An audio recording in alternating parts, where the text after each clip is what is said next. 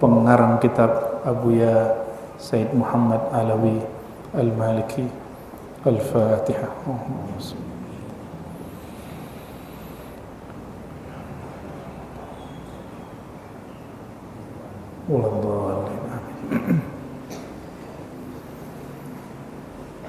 Qala Abu Said Muhammad Alawi Al-Maliki qaddasallahu sirrahu tahiyyatu rabbil alamin.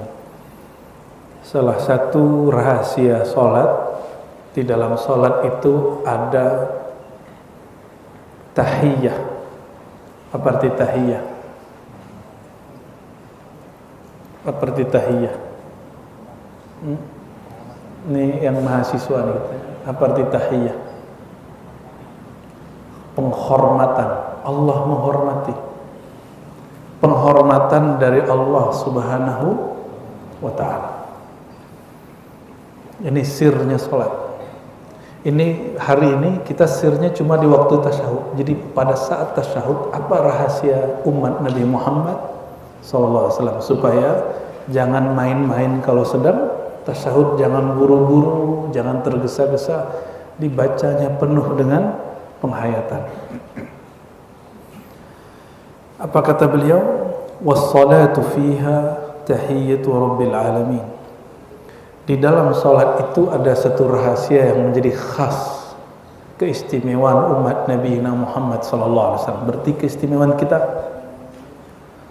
apa itu? Tahiyyatu rabbil alamin wa tahiyyatu imamil anbiya wal mursalin wa tahiyyatu jami'i ibadillah salihin. 3 penghormatan, 3 salam.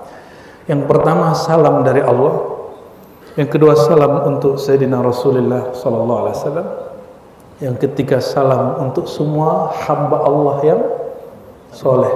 Hamba Allah itu tidak hanya manusia, ada jin, ada manusia, ada malaikat. Maka setiap kali orang baca Assalamu alayna wa ala ibadillah salihin, itu salam sampai ke langit ke-7, 6, 5 sampai ke bawah bumi. Jika ada orang-orang soleh di situ, baik dia jin ataupun manusia, hidupkah dia ataupun sudah wafat, sama. Jadi jangan main-main baca salam. Maka waktu baca Assalamu alayna wa ala ibadillahis salihin, iktikadkan kita menyampaikan salam kepada malaikat, jin, manusia yang saleh, baik di langit ataupun di bumi, baik yang masih hidup ataupun yang sudah wafat. Karena sudah wafat berarti ruhnya, ya. Dan amal ini tidak pernah ada di amalan umat terdahulu. Spesial nggak? Spesial, ya. Jadi bacanya jangan buru-buru, baca dengan tenang. Kita baca salam gimana? Gitu ya? Enggak. Baca salam itu yang jelas. Karena isinya doa, di lafaznya ada nama Allah, As-Salam. Ternyata dalam asbab urut hadis yang sahih Bukhari, dulu para sahabat radhiyallahu taala anhum kalau mereka tasyahud, mereka baca Assalamu ala Allah. Dulu sahabat baca apa? Assalamu ala Allah. Ditegur oleh baginda Nabi Muhammad SAW. Apa kata beliau? Enggak begitu. Innallaha huwas salam. As-salam itu namanya Allah. Maka kalau baca salam bukan kepada Allah, baca salam ke siapa? Kepada selain Allah. Nah, di hadis ini dikatakan dari Ibnu Mas'ud radhiyallahu taala anhu, qala kunna idza kunna ma'an nabi sallallahu alaihi wasallam fi shalah qulna. Waktu kami bersama Nabi sallallahu alaihi wasallam, kami baca assalamu 'ala Allah min ibadih. Salam dari hamba kepada Allah. Assalamu ala fulan wa fulan, salam terhadap fulan dan fulan. Atau salam terhadap Jibril dan Mikail. Jadi boleh baca salam kepada Jibril. Ada amalan kiai-kiai di Jawa baca salam ke malaikat-malaikat Allah, ya. Faqala Nabi sallallahu alaihi wasallam. Lalu Nabi koreksi. Jadi Nabi ini tidak semua amal umatnya dibiarkan, ada yang beliau koreksi. Faqala la taqulu assalamu ala Allah. Jangan membaca salam untuk Allah. fa innallaha huwas salam. Karena Allah itu adalah as-salam. Jadi kita kalau habis sholat baca kalimat Allahumma anta, ya Allah engkaulah as-salam. Apa arti Allahumma anta? Kalau engkau itu orangnya di depan pada jauh, maka orang kalau baca anta salam, iktikadkan, hadirkan rasa Allah di hadapan kita. Allah tidak perlu tempat, tapi rasanya di depan.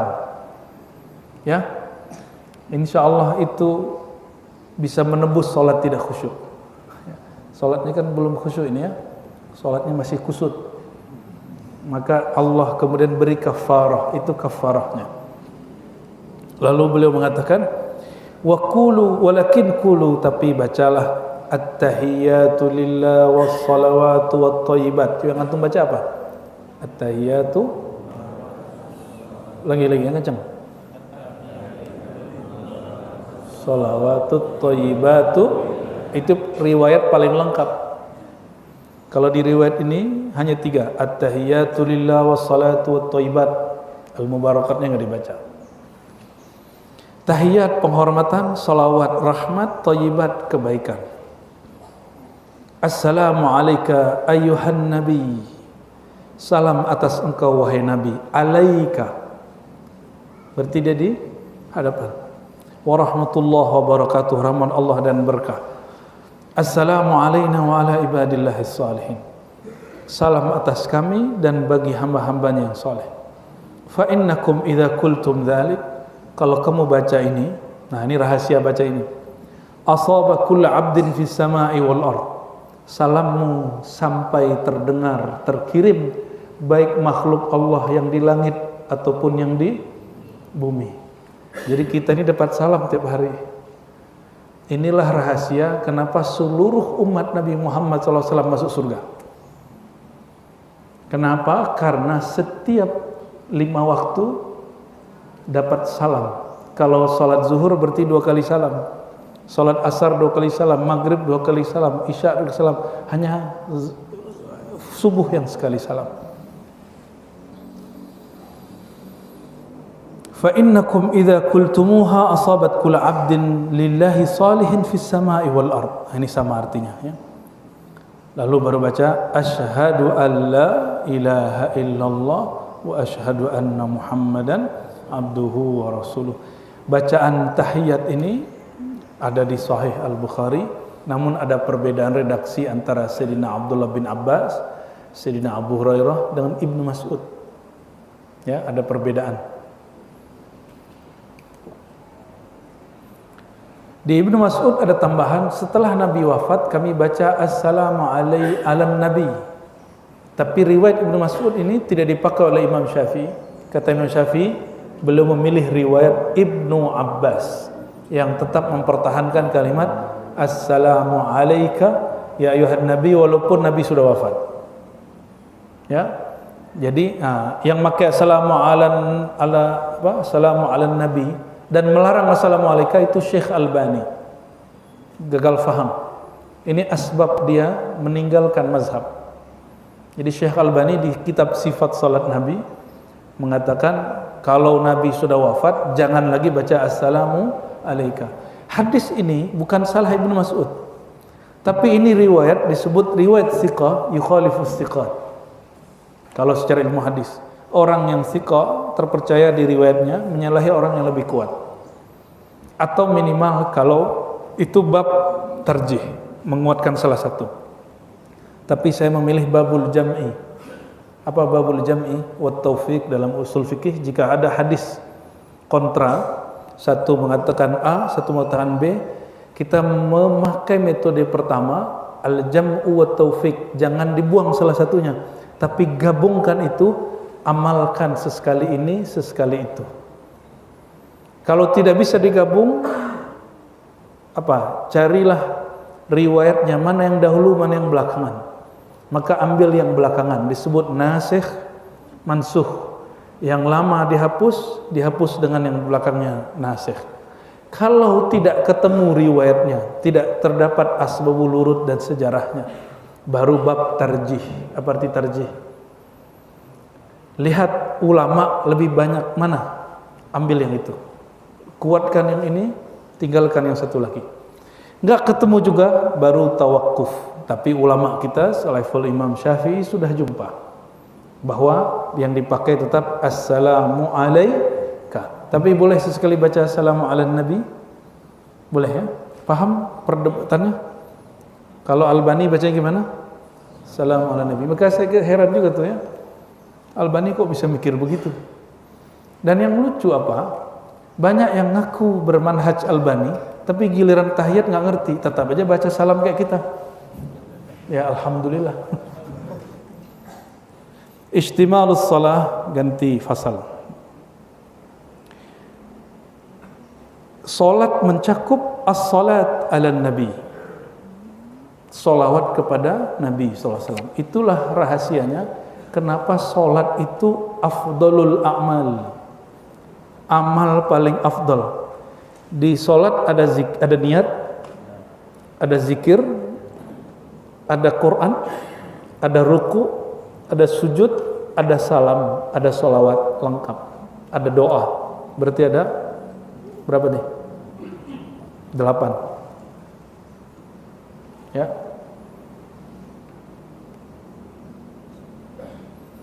Wassalatu lillahi ta'ala fiha salatu ala nabi sallallahu alaihi wasallam.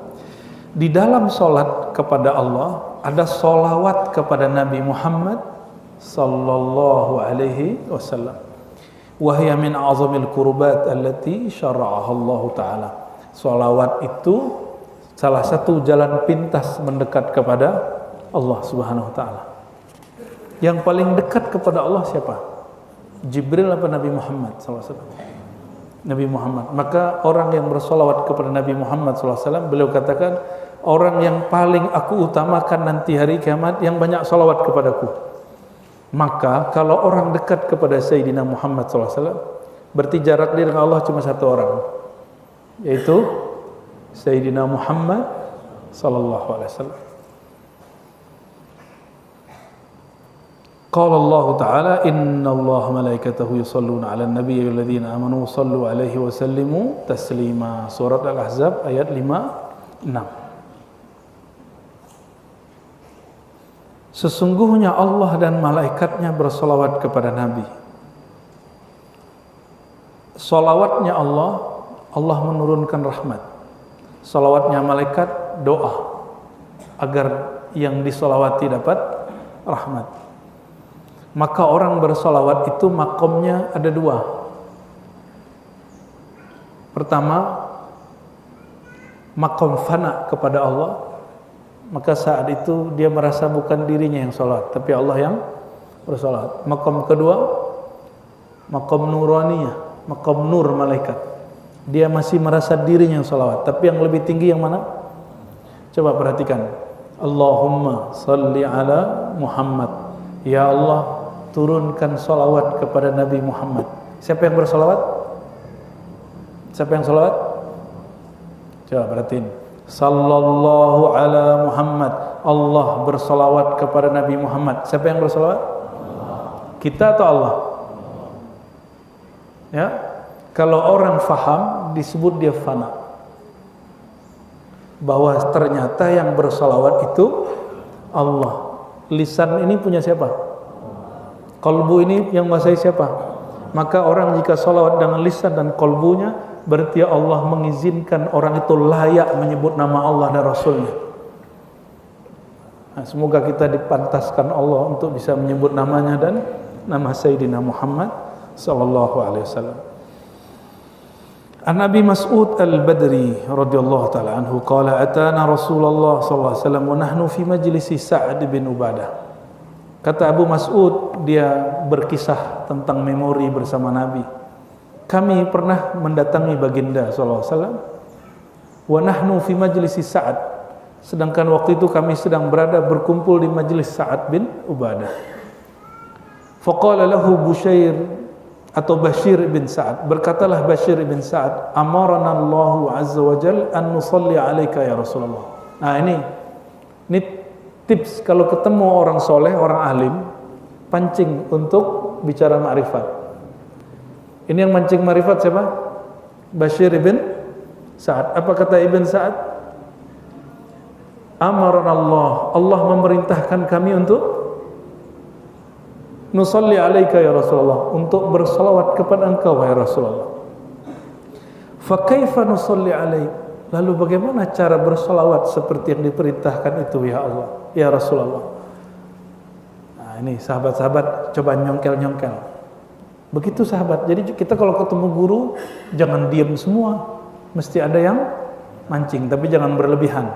Ya, mana yang pantas kita buka, kita buka. Lalu Sayyidina Muhammad SAW sakata Rasulullah, Nabi diam, lagi nunggu wahyu. Ya, atau ini sudah ada tapi beliau sedang menunggu halnya selesai. Hatta tamannaina annahu lam yas'alhu, sampai kami mengira sahabat ini enggak pernah bertanya, sehingga Nabi kok diam aja. Nah, ini adab.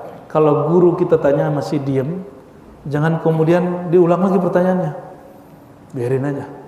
Ya, berarti guru kita sedang asik dengan hal qalbunya. Ini adab ya. Tak sama nih, punya masalah tanya ke guru, jangan minta guru langsung jawab. Siapa tahu jawabannya belum Allah kasih. Gitu ya. Ini adab kalau berguru. Tapi netizen enggak begitu ya. Summa qala Rasulullah SAW. Pakai summa. Summa itu atof, kata penghubung yang menunjukkan ada jarak waktu jeda yang lumayan lama. Lalu beliau berkalam, qulu, bacalah, Allahumma salli ala Muhammad.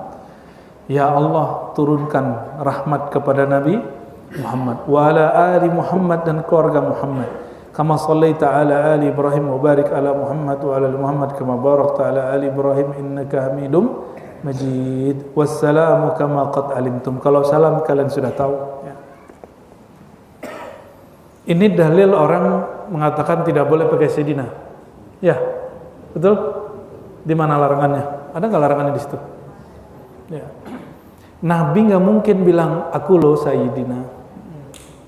Kalau lagi bab tawadu, tapi ketika beliau sedang bab jalaliyah, keagungannya Allah tampilkan, maka beliau berkalam, Ana sayyidu waladi Adam yaumal qiyamah. Akulah sayyid kamu di hari kiamat. Kalau di hari kiamat sayyid hakiki Rasulullah, berarti di sini sayyid kita siapa? Sayyidina Muhammad SAW. Oleh karenanya ulama kita mengatakan membaca sayyidina itu bab ta'zim dan adab. Bid'ah atau tidak? Enggak. Yang bid'ah itu yang enggak sholawat. Oke, jadi cukup, enggak usah berdebat lagi bolehkah baca sayyidina. Mau di dalam sholat, di luar sholat sama. Maka kita tidak sepakat dengan fatwa tarjih Muhammadiyah yang mengatakan oh di dalam sholat nggak boleh, tidak dianjurkan baca Sayyidina. Mungkin terpengaruh oleh fatwa bin Albani. Syekh Albani mengatakan hal itu. Ya, setahu saya Muhammadiyah itu kiblatnya 4 mazhab, tapi dan tidak terikat satu mazhab. Kok kali ini ke Albani yang anti mazhab? Dan dia menyebut ulama-ulama mazhab yang taklid itu sebagai seperti binatang ternak. Nauzubillah min dzalik. Itu kalimat yang paling tidak beradab dari Albani. Ya, semoga Allah mengampuninya. Karena kalimat itu nggak pantas muncul dari seorang ulama ya. Min khasa'is shalah, di antara keistimewaan salawat ya. Jika kita jumpa dengan ini sholawat sudah selesai, ini masih sholat. Di antara keistimewaan sholat, bukan sholawat ya. Jadi sholawat sudah selesai. Anna man tarakaha laki Allah Ta'ala wa huwa alaihi ghadban. Siapa yang meninggalkan sholat, nanti jumpa dengan Allah, Allah murka kepadanya. Berani ninggalin sholat? Jangan coba-coba ninggalin sholat ya.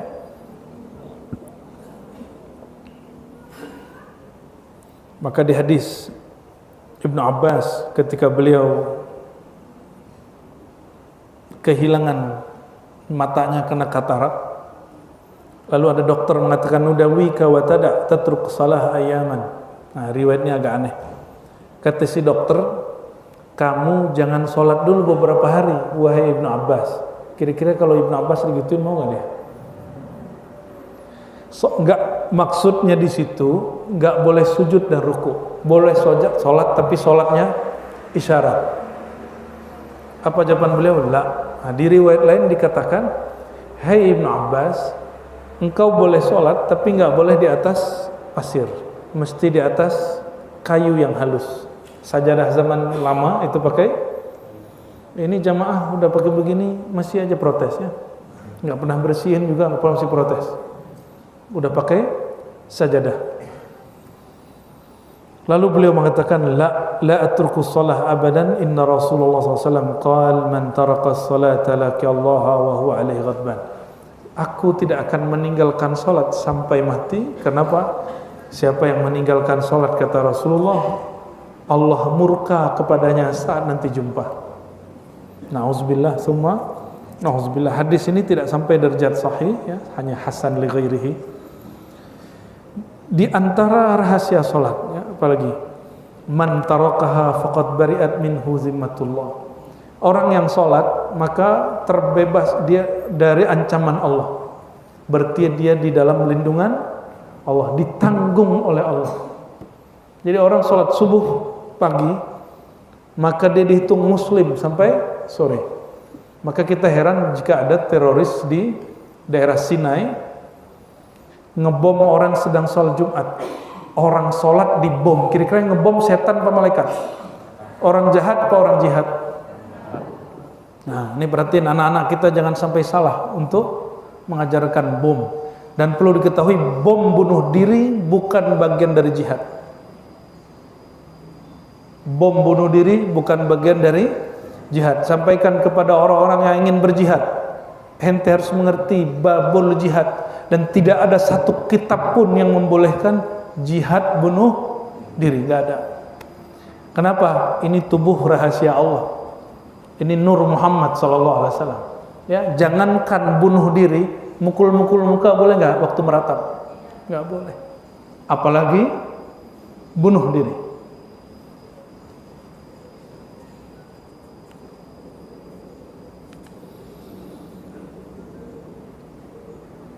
Dari Sayyidina Abu Darda, filosofnya para sahabat ya, ausani khalili, kekasihku mewasiatkan aku. Jadi coba perhatiin, sahabat menyebut Nabi kekasihnya. Maka ini dalil boleh manggil ya Habibi ya Rasulullah. Jadi kalau baca Assalamualaikum ya Habibi ya Habiballah, salam kepada engkau wahai kekasihku, kekasih Allah, itu boleh ya. Coba mulai hari ini baca minimal pagi 3 kali, sore 3 kali. Assalamualaikum ya Habibi ya Habiballah. Ulangi. Assalamualaikum ya Habibi ya Habiballah. Insyaallah sebelum meninggal Allah kasih mimpi. Masa udah 40 tahun belum jumpa Nabi sallallahu alaihi wasallam. Udah 50 tahun belum rindu kepada Nabi sallallahu alaihi wasallam. Udah 60 tahun masih belum ada rasa untuk hadirnya Rasulullah SAW. Itu orang harus menyesali dirinya sendiri. Apalagi ada orang ya udah tua nggak percaya mimpi ketemu Nabi. Ulama lagi katanya ya. Nauzubillah, semua nauzubillah. Ya ada yang ngomong gini. Ini pernah saya ceritakan. Masa Rozi itu mimpi Nabi? Saya aja udah 70 tahun nggak jumpa Nabi. Ulama yang ngomong begitu. Ulama ngomong begitu.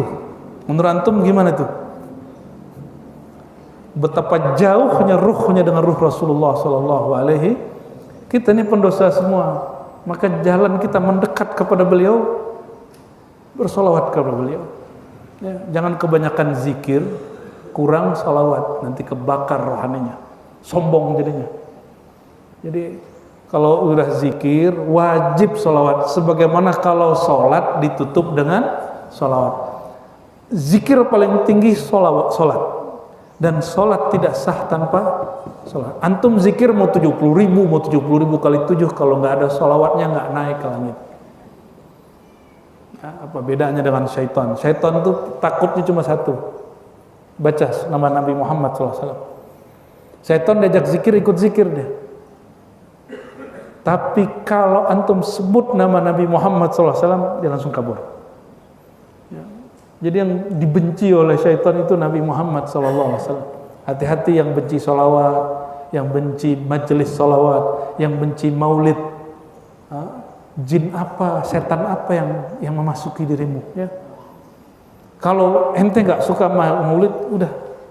Jangan kemudian nggak suka majelis maulid, karena orang maulid isinya cuma salam, salam, salawat, salam, salam, salawat. Ya, nggak ada lebih. Ausani khalili, kekasihku Rasulullah sallallahu alaihi wasallam, berwasiat kepadaku. Kalau berwasiat wajib dikerjain, wajib dikerjain. Allah tusyrik billahi syai'ah. Jangan syirik. Syirik ada dua, syirik jali nyata, ada syirik khafi, tersembunyi. Syirik yang jali dibahas dalam akidah. Syirik yang khafi hanya ulama sufi yang mengerti.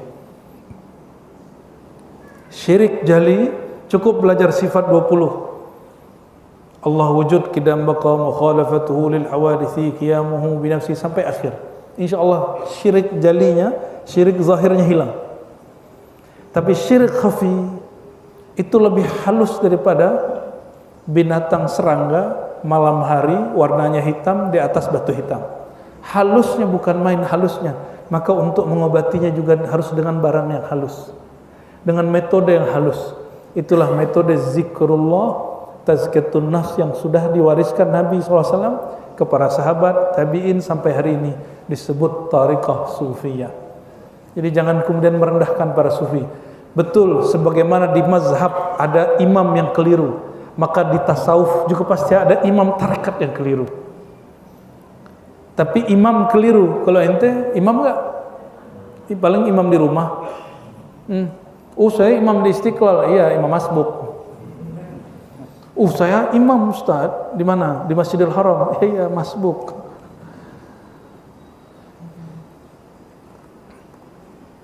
Wa in qut'ta aw hurrikta, meskipun kamu diancam dipotong ataupun dibakar. Ini pesan.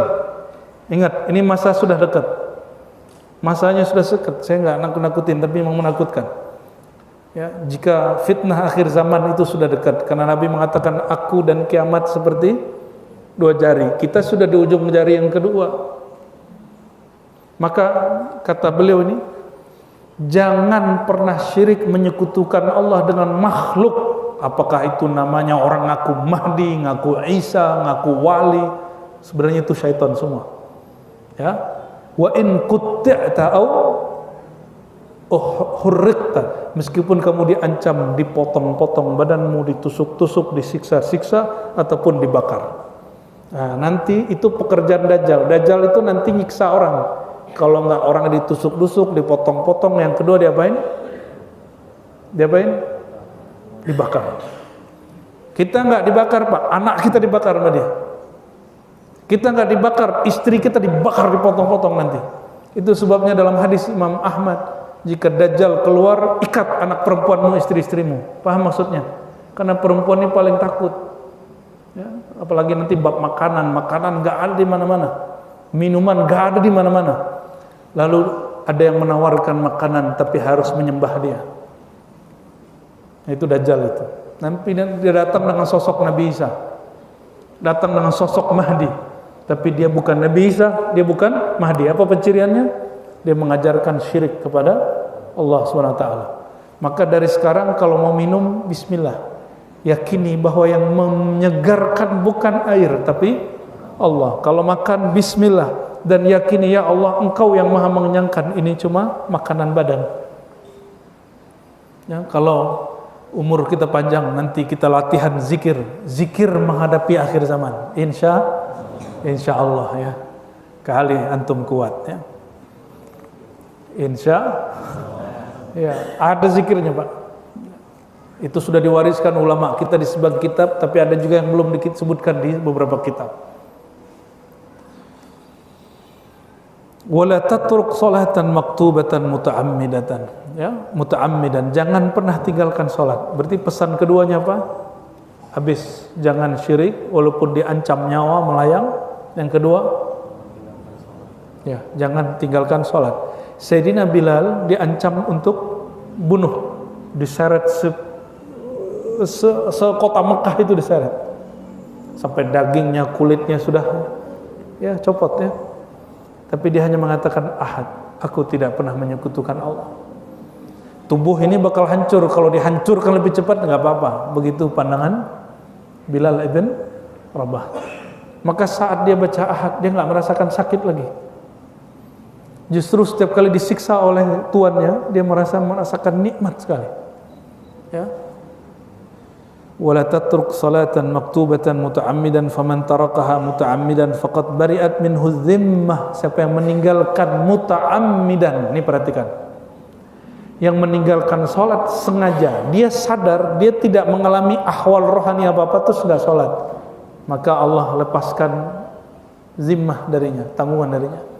Jadi kalau jumpa orang nggak sholat, kita nggak boleh tuduh dia, baik kawan, orang tua-tua, apalagi ada guru yang aneh-aneh, kadang dia belum sholat, secara kasat mata, secara kasat, ya, selama mereka tidak mengingkari kewajiban sholat, kita nggak boleh ingkari dia. Itu kejadian pada guru beliau dulu, Gusmi, ya, benar ya, beliau tidak menzahirkan sholat depan muridnya, benar nggak? Beliau cerita ke kami tadi, 12 murid ya, yang sisa cuma 11, sisa cuma 2, selebihnya ingkar kepada gurunya. Kalau baru jumpa Gusmi udah ingkar, gimana jumpa Qudaib Alban, murid Syekh Abdul Qadir Jilani? Ya, berat. Gimana jumpa imam-imam yang besar yang lain? Nggak sanggup antum. Jadi kalau ada orang yang diyakini wali, terus di kasat mata nggak sholat, selama dia nggak bilang ngapain sholat, kalau dia ngomong gitu tuh wali syaitan.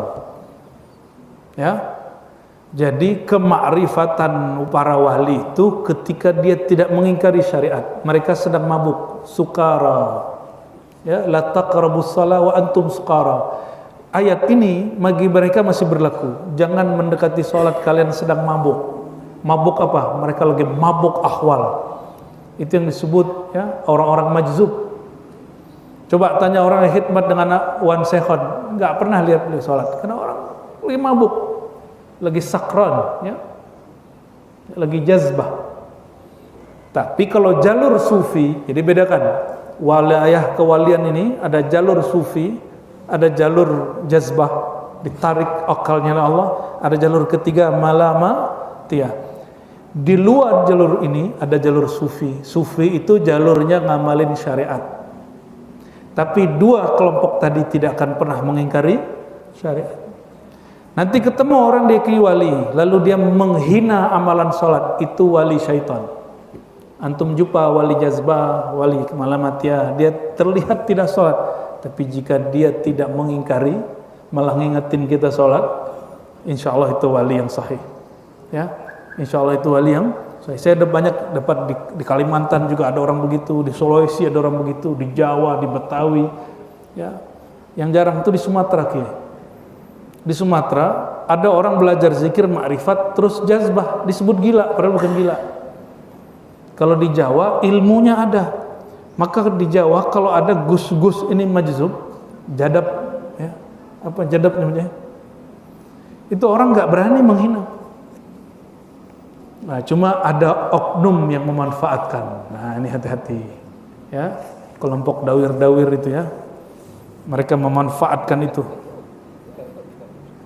Wala tashrabil khamra. Jangan minum khamar. Fa innahu miftah kulli syarrin. Karena itu kunci segala keburukan. Jangan mengkonsumsi khamar. Khamar itu bisa khamar secara zahir, yaitu air atau sejenisnya seperti narkotika, ya. Kalau di Malaysia apa narkoba? Dadah ya. Kalau dadah Indonesia gini dadah. Oke. Lebih bahaya narkotika atau khamar?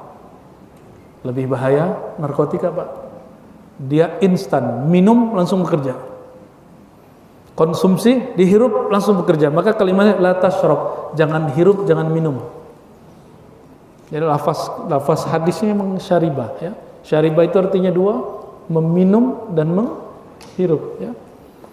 Dalam ilmu hadis, jika ada orang pernah minum khamar sekali seumur hidup, itu hadisnya nggak diterima walaupun udah tobat. Karena dikhawatirkan otak dia rusak. Otak dia rusak. Alhamdulillah saya seumur hidup nggak pernah minum khamar. Alhamdulillah. Kalau ngudut boleh nggak? Syurbud dukhon boleh nggak? Kalau itu persoalan fikih antara MUI, NU, Muhammadiyah, lain-lain fatwa. Ini tanda bahwa perkara ini perkara luas, perkara yang diperkenankan ikhtilaf di dalamnya. Jangan ngotot, jangan kotot satu fatwa. Ini haram tak? Atau satu lagi bilang ini halal tak? Nggak usah begitu. Yang bagus fatwa MUI memberikan hukum digantung. Bagi yang sakit, hamil, anak kecil haram. Di luar itu makruh. Harus tambahin satu lagi. Untuk kiai halal. Kiai Abdurrahman. Kayak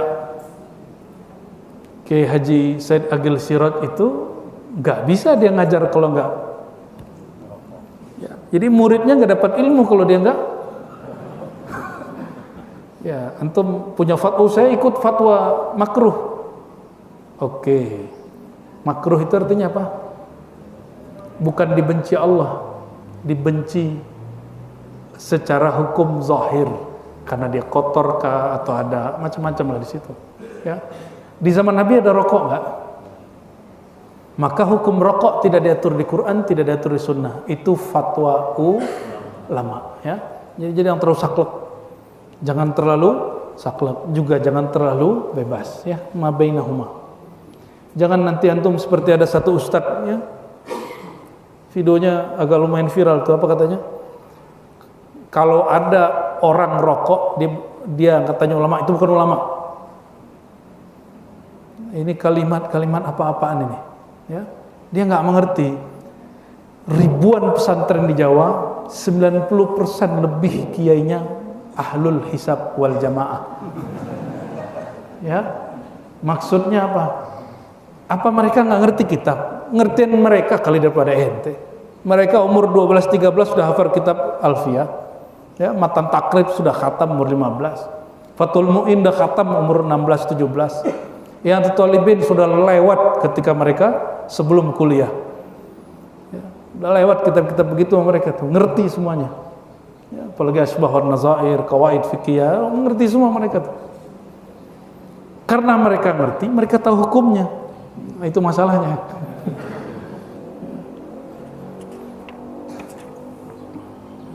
Wa an Mu'az bin Jabal radhiyallahu ta'ala anhu, dari Sayyidina Mu'az, atau Rasulullah SAW rajulun, seseorang laki-laki datang kepada Nabi SAW lalu mengatakan, ya Rasulullah, alimni amalah, wahai baginda, ajarkan aku satu amal yang idza ana amiltuhu dakhaltul jannah, kalau aku amalkan itu aku masuk surga. Jadi boleh lo minta begitu. Jadi datang ke kiai terus bilang, Pak Kiai, ajarin dong saya zikir yang bikin saya masuk surga. Boleh Pak. Berarti ngikutin sahabat yang misterius ini ya. Apa jawaban Nabi? Karena dia minta masuk surga, syaratnya banyak. Tapi syarat ini ringan. Satu, tidak syirik. Kedua, ya, ati' walidaik. Sama kayak tadi. Jangan engkau syirik walaupun diancam nyawamu. Artinya apa? Mohon maaf nanti Pak, kita nggak makan, nggak minum, sakit luar biasa, haus luar biasa, ditawarkan ganti akidah. Jangan pernah. Ya, ini cuma ngomongnya enak nih, kalau kejadian belum tentu enak. Ya, berdoa kepada Allah mulai dari sekarang, supaya hati ini betul-betul berkait dengan Allah Subhanahu wa Ta'ala. Itulah rahasia surat Al-Kahf. Jadi rahasia surat Al-Kahf di ujung surat. Apa ayatnya? Waman kana yarju liqa'a rabbih falyamal amalan salihan wala yusyrik bi ibadatihi abada. Ya. Jika kalian ingin jumpa dengan Allah, beramal dengan amal yang pantas, yang soleh. Dan yang paling penting, jangan pernah menyekutuinya. Wala yusyrik, pakai ba, itu taukid. Jangan pernah engkau syirik benar-benar di dalam ibudiahmu, penghambaanmu. Nah, jadi kita ini makannya sudah jadi hamba Allah belum? Jangan cuma sholat jadi hamba Allah. Makan, minum, bahkan mohon maaf yang sudah menikah, ketika melakukan hubungan suami istri masih ingat Allah nggak? Kalau nggak syaitan ikut serta. Yang belum nikah ya salam. Di situ orang banyak lupa, ya. Maka di saat itu dia bukan hamba Allah, tapi hamba kenikmatan fisik yang itu bakal hilang. Nauzubillah summa nauzubillah. Ingin merasakan nikmat surga yang disegerakan, ingat Allah sedang melakukan itu. Ya. Insya Allah antum sudah mencicipi walaupun 0,000 sekian persen dari nikmat surga ya. Amin ya rabbal alamin. Orang kalau zikir Pak, syahwatnya sedang muncak. Itu syahwatnya tidak akan terlalu naik. Akan ketahan. Dan apa kata Nabi? Di sorga itu ketika orang melakukan menikah kawin dengan pasangannya, ratunya, apa yang terjadi? Syahwatnya kayak mau naik tapi nggak naik. Kayak memuncak, nggak pucuk-pucuk. Jadi lama sekali dia mengalami yang disebut orgasme itu. Dan itu disebut orgasme rohani.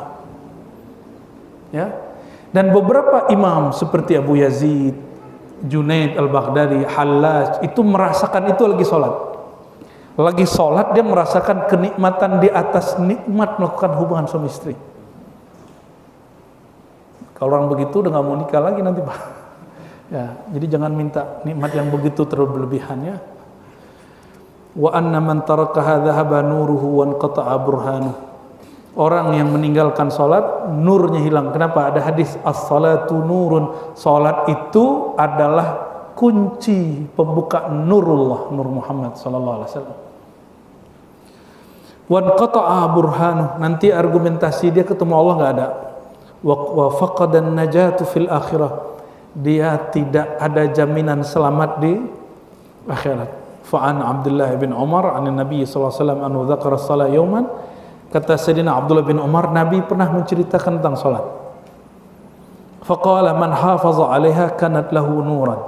Siapa yang menjaga salat, maka dia dapat nur, burhan dan najah. Jadi 3. Nur, nurullah, yang kedua burhan. Apa arti burhan?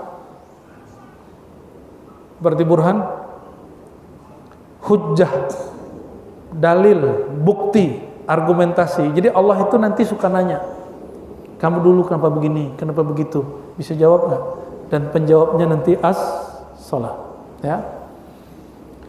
Dan yang ketiga, najatun yaumil qiyamah. Najatan yaumil qiyamah, dia dijamin selamat hari kiamat. Walam man lam yuhafiz. Yang tidak jaga itu sama dengan Qarun, Fir'aun, Haman, Ubay bin Khalaf, karena tidak ada nurnya, tidak ada burhannya, tidak ada najahnya. Lalu ada hadis terakhir ya di bab ini, kata Sayyidina Jabir, Nabi SAW bersabda, bainar rajuli wa bainal kufri tarkus salah. Tapi ditambahin dengan hadis depan muta'ammida ya, antara mukmin dan kafir atau seseorang dia masuk ke lembah kegelapan kekufuran atau masuk kepada nur iman, itu pembedanya cuma satu, meninggalkan sholat dengan sengaja. Meninggalkan sholat dengan sengaja. Kalau malas gimana? Ya Allah malas juga ketemu dia. Ya, yang malas sholat, Allah pun malas jumpa dia. Allah malas untuk menatap dia. Coba bayangin Pak, kita punya kekasih kita nggak mau natap. Itu kayaknya rumah mau pecah, bukan kepala lagi yang mau pecah. Rumah kita mau pecah. Ya, yang masih jomblo nggak paham maksud kita Pak ya. Yang sudah nikah paham. Pernah menikah nggak mau ditatap pasangan, dia ngambek sama kita. Pernah? Ya, pusing kita itu. Kita ngomong nggak dijawab. Kita nanya didiemin. Diam-diamlah sehari 2 hari. Seperti hutan belantara dan sunyi. Yang kedengaran cuma sokorok sama suara cicak. Allahumma sholli ala sayyidina Muhammad. Baru dicuekin oleh makhluk kita sudah stres. Antum nanti dicuekin Rasulullah. Rasulullah nggak menatap. Apalagi Allah tidak mau menatap. Nauzubillah, summa nauzubillah. Tadi karena mulainya agak telat. Tadi request Kiai, mulainya agak mundur Bu ya katanya. Oh ya siap.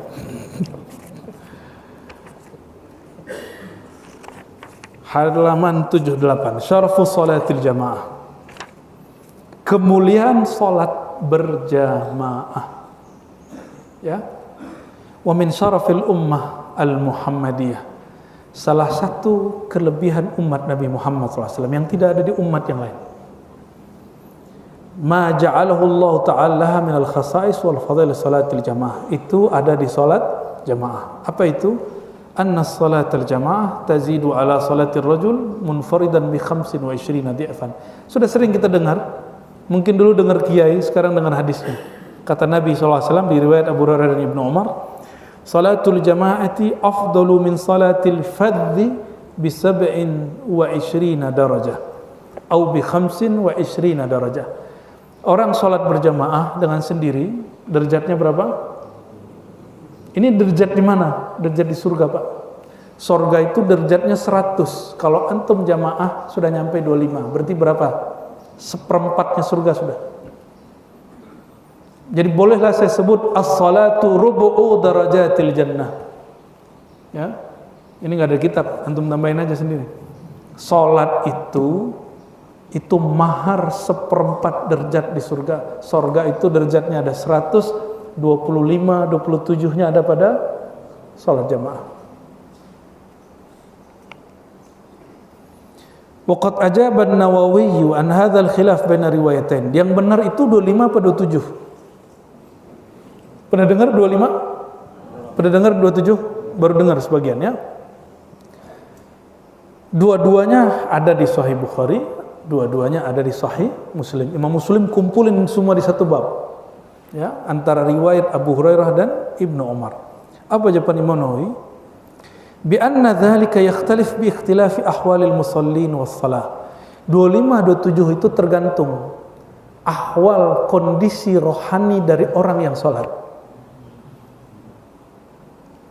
Kalau antum lagi naik rohaninya 27, kalau standar 25. Coba bayangin, khusyuk enggak khusyuk 25. Salat di rumah ruhnya nyundul langit.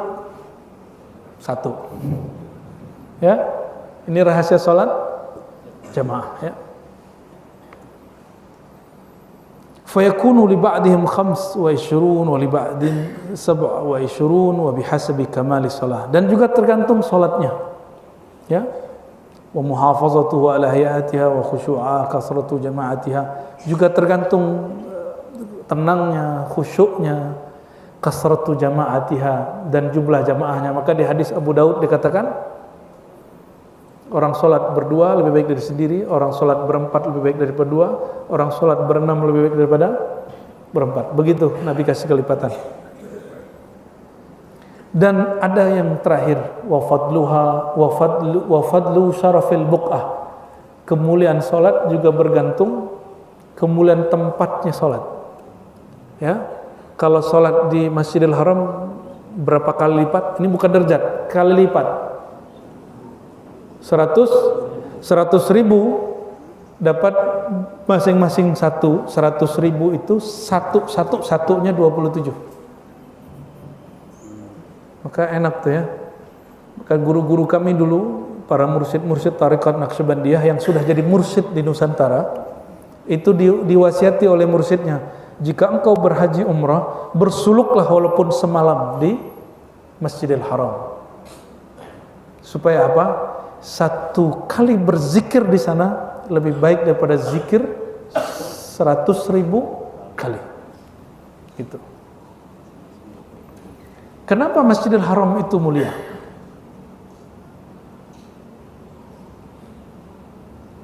Kenapa dia mulia?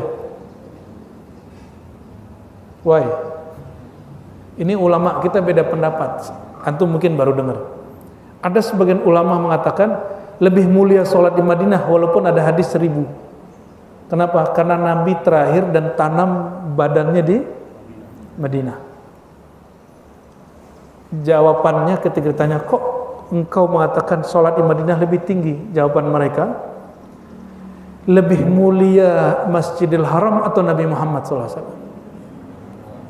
Lebih mulia mana? Maka sholat di masjidnya Nabi itu lebih mulia dari semua masjid. Tapi sebelum Nabi Muhammad SAW wafat dan sebelum tubuhnya ditanam di Madinah, betul, yang lebih mulia di mana? Masjidil Haram. Wallahu a'lam bis-shawab, ya. Maka kalau masuk Madinah jaga-jaga adab. Imam Malik itu kalau masuk Madinah nggak berani pakai sandal, nggak berani ngeluh, nggak berani marah. Ini sok mentang-mentang bayar cuma 30 juta, 40 juta, berani bentak mutawif, berani bentak marah-marah kepada orang travel. Ini bukan bela orang travel, Pak, saya nggak punya travel, ya. Kita kalau berangkat biasanya bantu orang travel malah, ya, atau berkawan sama orang travel, kita dibantu travel. Kita sedih orang di Masjidil Haram membentak ya. Dia kalau mau marah-marah jangan di situ, ya. Kenapa? Sayyidina Abdullah bin Umar tidak pernah mau tinggal di tanah haram. Dia kalau mau tinggal, dia tinggal di belakang tanah yang sudah tidak ada tanda haramnya. Kenapa? Kata Abdullah bin Umar, satu kesalahan di sana dipandang besar di sisi Allah. Ini hati-hati. Satu kesalahan di Masjidil Haram, di tanah haram tidak hanya masjid. Sampai daerah apa itu namanya? Ada tandanya. Kalau masih di lingkaran itu, tolong jangan busuk hati, jangan marah-marah, ya. Bukan berarti di luar itu boleh busuk hati, enggak. Hindari ini semua. Karena Allah langsung pandang. Dipandangnya besar. Sebagaimana sholat dipandang berlipat 100.000, maka kesalahan dipandang besar. Nauzubillah summa nauzubillah. Saya doakan yang hadir semua berumrah segera, berhaji segera, amin ya rabbal alamin. Kalau enggak ya berumrah berhaji setelah wafat aja, ya.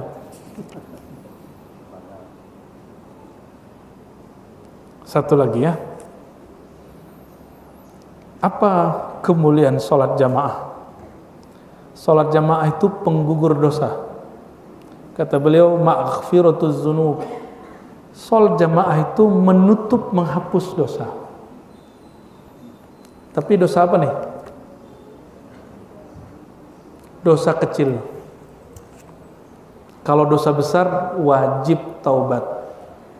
Perhatikan, yang dihapus dengan amal soleh secara otomatis itu hanya dosa-dosa kecil.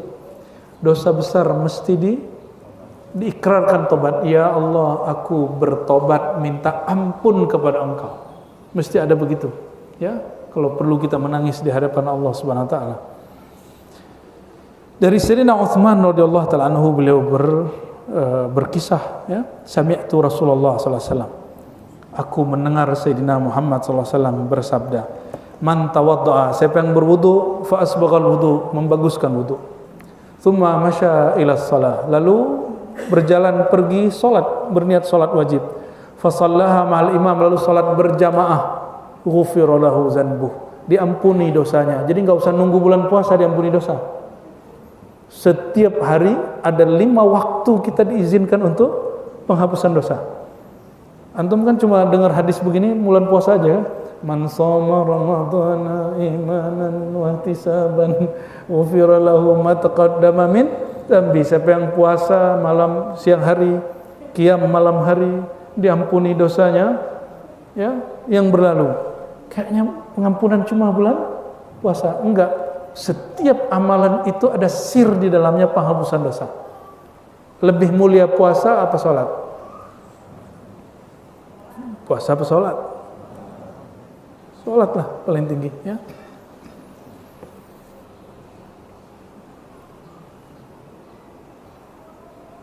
Nah, ini hadis penutupnya dari Sayyidina Abdullah bin Abbas, qala Rasulullah sallallahu alaihi wasallam, malam tadi utusan Allah datang kepadaku. Atani atin min Rabbi. Kalau utusan Allah ke Nabi Muhammad, malaikat siapa? Malaikat Jibril. Faqala li ya Muhammad, berkatalah ya hai Muhammad.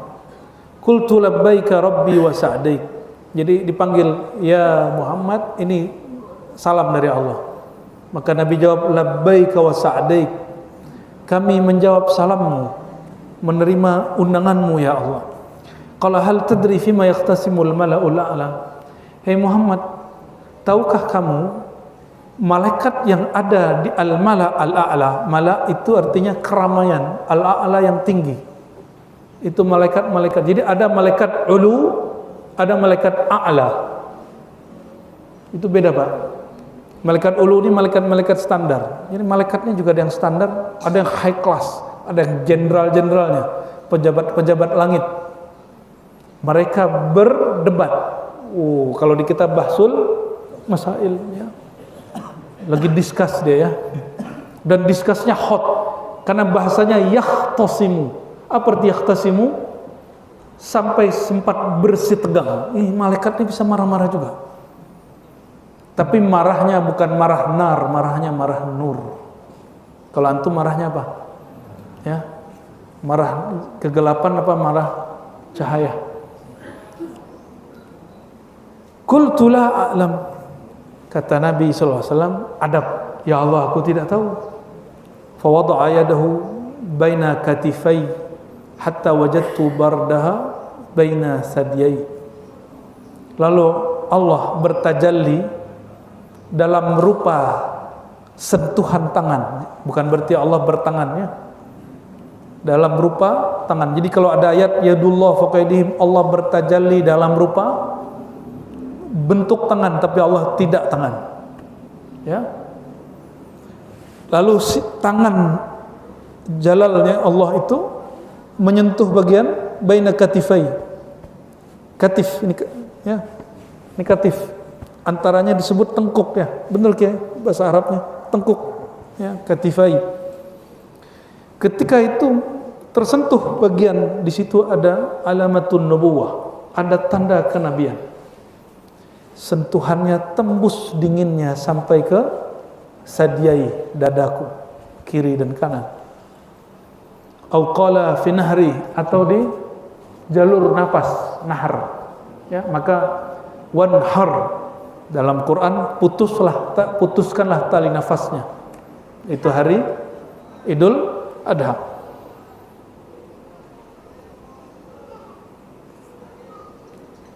Fa'alimtu anna fi sama. Jadi ketika sentuhan itu ada, langsung Allah bukakan mata batin Rasulullah SAW.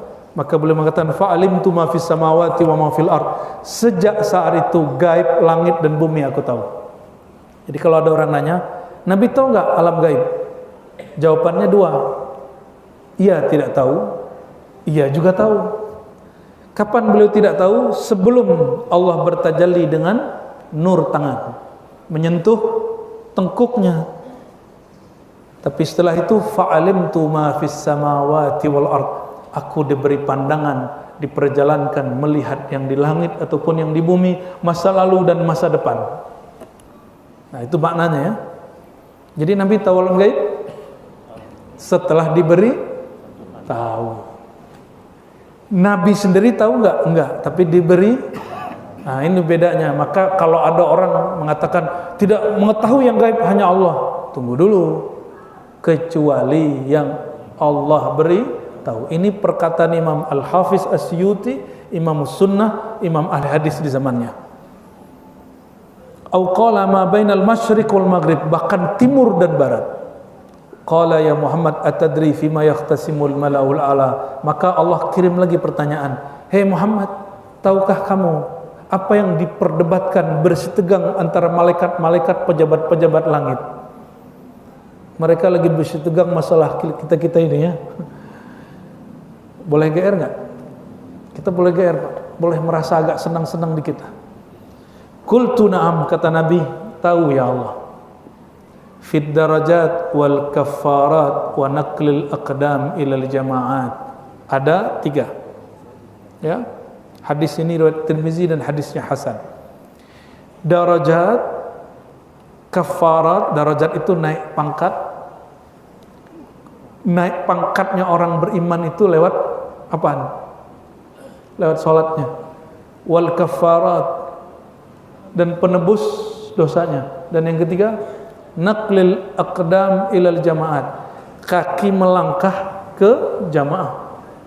Itu mereka debat, berebut membicarakan tentang apa yang Allah kasih karena itu. Nah, sering-sering bikin jenderal-jenderal langit berdebat ya. Gimana caranya? Sering-sering datang ke majelis, sering-sering datang ke tempat sholat berjamaah. Ya, supaya nama antum viral di sana. Mau? Ya, di YouTube boleh lah, nggak viral. Tapi di alam ghuyub mesti viral. Tidak usah terkenal di bumi, yang penting terkenal di alamul ghuyub, alam gaib. Ya, kita tahu nggak? Ya, kalau antum nggak dapat jatah, ya nggak tahu. Kayak Nabi Muhammad tadinya nggak tahu. Tapi jika dadanya disentuh Allah, bakal tahu. Ya, paham? Di situ? Ya sudah kalau gitu. Sudah 9:30, satu pertanyaan aja kalau ada. Ya, anak muda lah, anak muda nih yang nanya nih. Ya.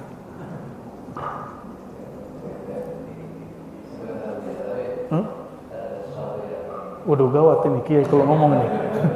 Fadhal Kiai.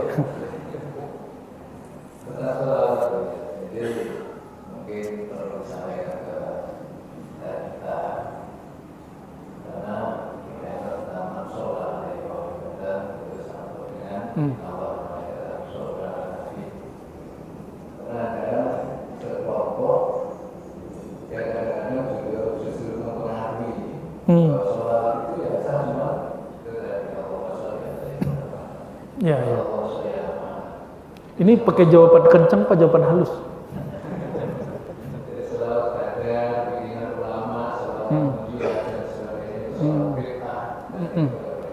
Ya jawabannya pengen yang kenceng, keras atau yang lembut Kiai?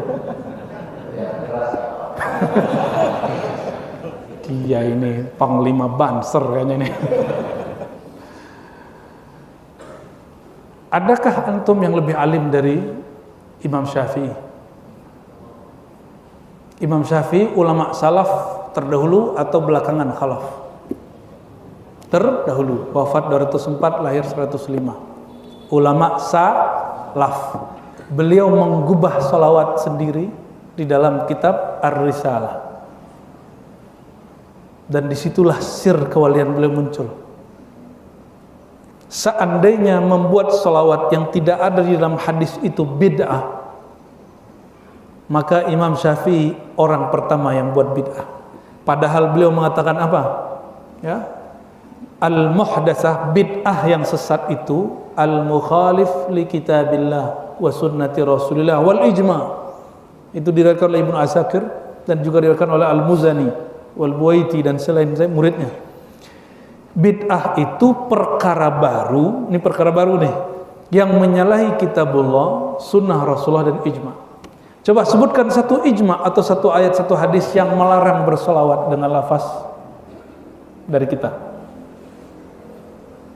Kita cek zaman sahabat Nabi, ternyata Sayyidina Umar punya lafaz salawat sendiri, Sayyidina Ali punya lafaz salawat sendiri. Allahumma ya dahiyal madhuwat, gitu Sayyidina Ali. Dan itu riwayatnya sahih. Kalau gitu Sayyidina Ali masuk neraka dong.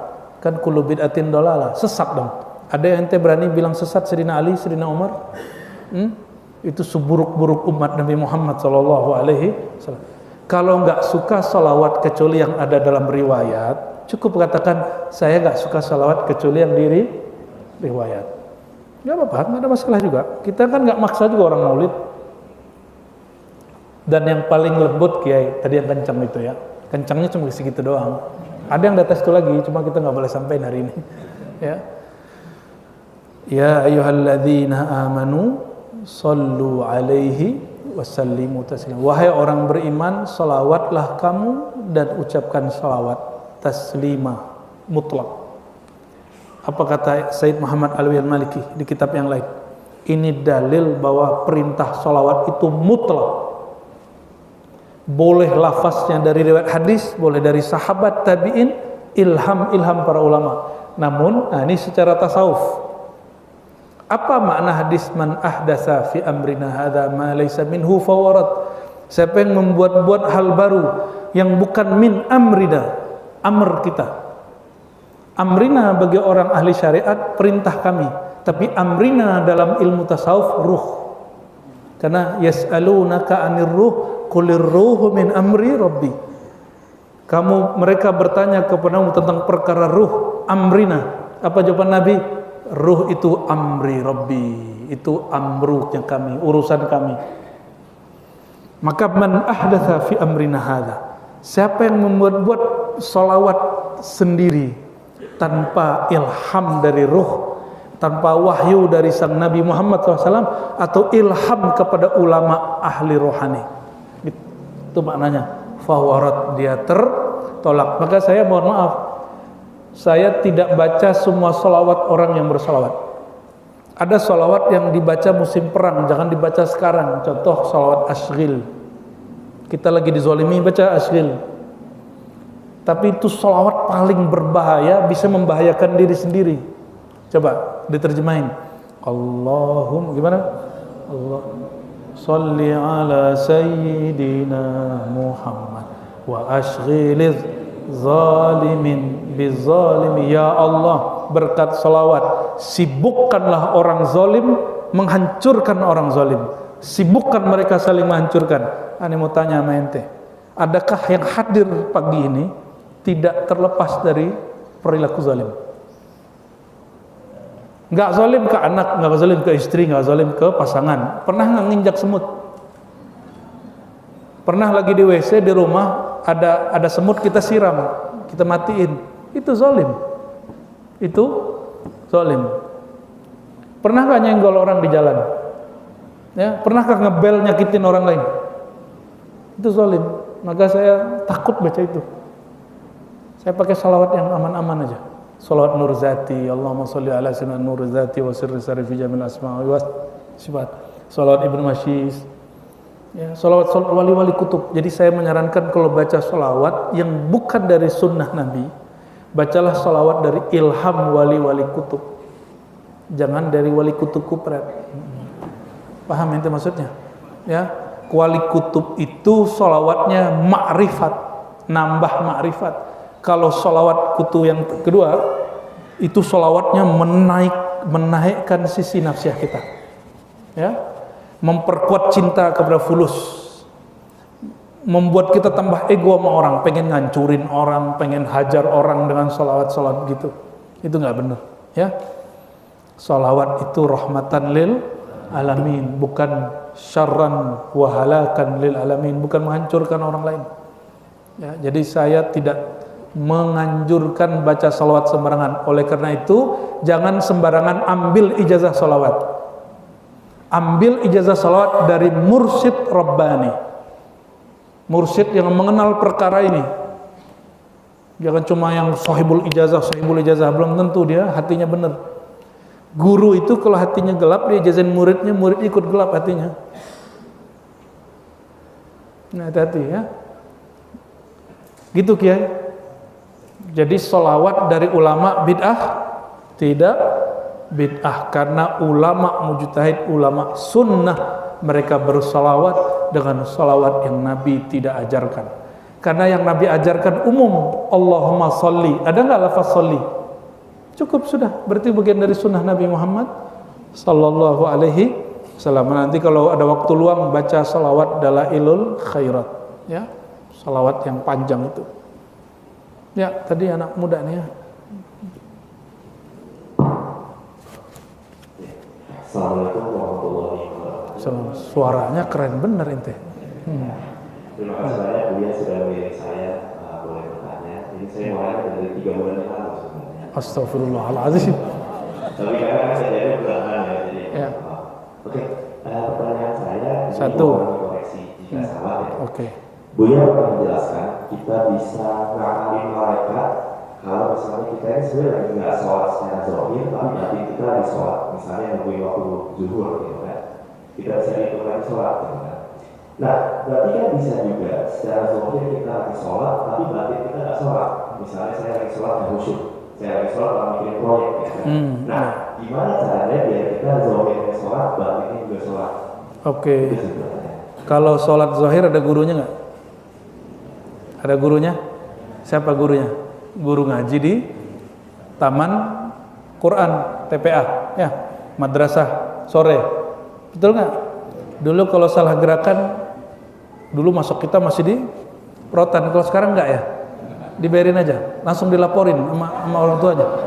Ini kalau ada di sini yang melaporin gurunya bukan murid saya, ya, ana bariun minka, ya, saya terlepas dari murid-murid yang melaporkan gurunya karena persoalan yang masih syar'i, kecuali gurunya sodomi anak ente, ya, nauzubillah summa, ya, gurunya jahat sampai kepada asusila. Tapi kalau cuma mukul, cubit, terima kasih, makasih Ustadz, saya nggak berani cubit anak saya. Ya.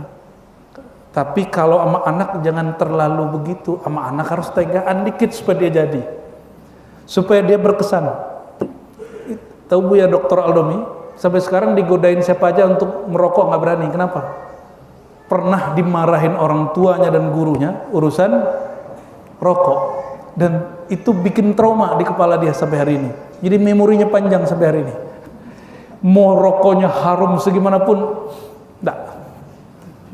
nggak diterima. Mau dari wali kutub manapun dia nggak terima. Ya.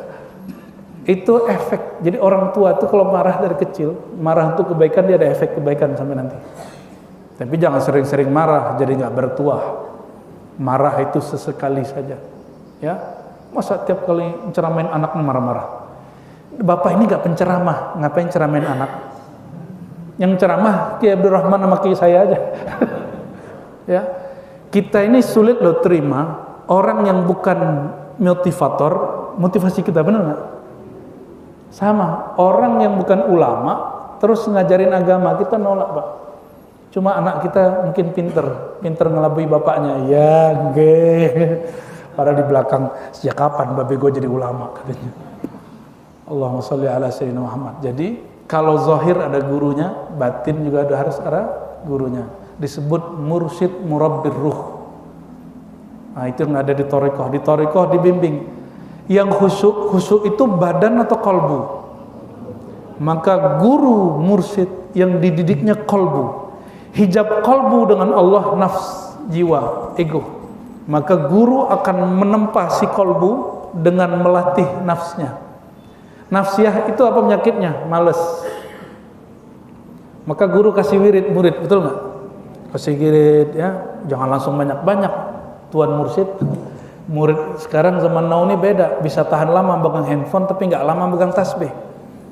Jadi pelan-pelan, dikit-dikit, lama-lama muridnya kecanduan zikrullah. Lezatnya zikrullah itu sekali dicoba, itu kita kecanduan. Besok dicoba lagi nggak terasa, tapi candunya, nikmatnya akan setara dengan semua yang orang rasakan ketika dia di dunia. Ya, jadi wajib punya mursyidnya, nanti diajarin ilmu ma'rifat, diajarin talqin zikir, ikut suluk, ikut berwirid, nanti masuk ke rohani itu. Seorang insinyur, seorang sarjana, seorang doktor, itu dia supaya dia jadi dokter. Nih, antum dokter kuliah nih, udahlah bayar, disuruh nulis, ya, mau kan? Bodohnya itu orangnya. Sudah nulis sendiri, bayar lagi, terus dikata-katai, dan bayar orang untuk ngata-ngatain dia. Betul nggak? Kalau kampus-kampus swasta tuh, kita bayar dosen untuk ngata-ngatain kita. Kenapa untuk merawat akal orang mau berbiaya mahal, tapi berguru kok kita ringan sekali sama guru? Ya, antum bayar guru akal itu bisa mahal, tapi untuk mengapresiasi guru rohani kenapa pelit? Ya, Fatihah aja pelit, apalagi duit. Ya. Nggak ada orang hari ini yang kayak Abu Bakar Siddiq, kayak Umar, Utsman, Ali. Abu Bakar semua hartanya untuk Nabi. Umar awalnya separuh, lihat begitu dikesahin ke Nabi. Nabi itu berjuangnya lebih banyak daripada untuk beli baju. Ya, Nabi itu jarang. Bahkan Nabi udah pakai baju diminta sama orang dikasih. Sallallahu alaihi wasallam. Tapi beliau emang punya fasilitas, kendaraannya paling bagus. Ya, rumahnya banyak. Nabi Muhammad Sallallahu alaihi wasallam. Ya, seneng nggak mau nyenengin guru? Ya, Maka sahabat Nabi ingin menyenangkan gurunya, yaitu Sayyidina Muhammad. Antum ini nggak punya adab, ya. Mohon maaf, kita ini senang ngeliat guru kita sengsara. Masya Allah, guru kita jalan kaki ke masjid, zuhud benar. Ya, gitu ya. Ente pakai mobil bagus-bagus, guru kita nge-grab. Astagfirullahaladzim, itu tega tuh murid tuh, suul adab tuh. Ya, nggak elok. Kalau ada punya guru nggak punya mobil, patungan bareng-bareng, beliin mereka mobil. Guru kita jomblo Pak, cariin istri buat guru kita. Serius, ini ngomong serius ini. Itu lain cerita Kiai. Ini Kiai ada modus ini. Ya, modus yang boleh. Gitu ya, satu aja cukup ya. Sudah mau jam 9:30. Saya mau jenguk anak saya ke pesantren. Baik Bapak Ibu, semoga Allah berkahi hadirnya kita semua. Allah berkahi langkah kita, semoga langkah yang datang di sini termasuk yang diperdebatkan malaikat di Malaul ala amin rabbal alamin. Allahumma ya rahmanir rahim ya karim ya azim ya azim ya ali ya ali ya qadir ya alim ya khabir innaka alimun biha ahwalina. Ya Allah yang maha mengetahui keadaan kami, yang maha mengetahui semua dosa-dosa kami, yang maha tahu semua masalah-masalah kami. Yassir lana umurana, mudahkan semua urusan kami, terutama urusan kami dengan diri kami sendiri, terutama susahnya kami untuk menundukkan diri kami sendiri. Allahumma ya Allah yang maha jabbar, yang maha mudah untuk mengubah sifat hambanya dengan kekuasaan dan kelembutan Engkau ya Allah. Ubahlah diri kami yang masih keras hati menjadi lembut hati, yang tidak khusyuk menjadi khusyuk, yang malas sholat menjadi rajin sholat, yang malas berjamaah menjadi rajin berjamaah, yang malas berzikir menjadi rajin berzikir, yang malas datang ke majelis ya Allah hadirkan rasa rindu di kolbunya untuk hadir ke majelis. Ya Allah, jadikan kami orang-orang yang daftar namanya diperdebatkan di Mala'il A'la, diperdebatkan, disebut-sebut oleh malaikat-malaikat Engkau yang mulia. Allahumma ya Allah kafir anna sayyiatina. Ya Allah, hapuslah semua keburukan kami, baik yang kami sadari atau yang tidak kami sadari. Allahumma arhamna warham walidina waghfirna waghfir li walidina. Ya Allah, ampuni dosa kami dan dosa kedua orang tua kami. Waghfir li masyayikhina warham masyayikhna jami'a. Rahmati juga guru-guru kami, orang yang membimbing kami, orang yang menjadikan kami dari hatinya gelap menjadi hatinya terang benderang, dari yang tadi berwatakkan binatang menjadi orang yang berwatakkan malaikat. Ya Allah, rahmati mereka rahmatan wasi'ah. Allahumma arhamna wa iyyahum birahmatikal wasi'ah. Allahumma ya Allah, lisan kami, kalbu kami masih kurang bersolawat kepada kekasih Engkau Nabi Muhammad SAW. Dengan rahman dan rahimmu ya Allah, tariklah jiwa kami, tariklah korbu kami, tariklah pikiran kami untuk lebih banyak merindui Rasulullah SAW, lebih banyak bersolawat kepada Rasulullah SAW. Dalam keadaan berdirikah kami, dudukkah kami, apalagi berbaring. Dan izinkan kami yang hina ini ya Allah, izinkan kami yang hina ini ya Allah untuk berjumpa dengan Sayyidina Muhammad SAW, memandang wajah nur Sayyidina Muhammad SAW. Izinkan wajah kami yang penuh dosa ini ya Allah diizinkan layak untuk menatap wajah Nabi Muhammad SAW. Wasfa' lana ya Allah bisyafaatil uzma min Sayyidina Rasulillah. Izinkan kami ya Allah mendapatkan syafaat agung Sayyidina Muhammad sallallahu alaihi wasallam. Allahumma salli wa sallim wa barik ala Sayyidina Muhammad waj'al lahu maqaman mahmuda waj'al lahu al-wasilah waj'al lahu asy-syafa'ah wa sallallahu ala sadatina as-sahabah walhamdulillahi rabbil alamin. Al-Fatihah.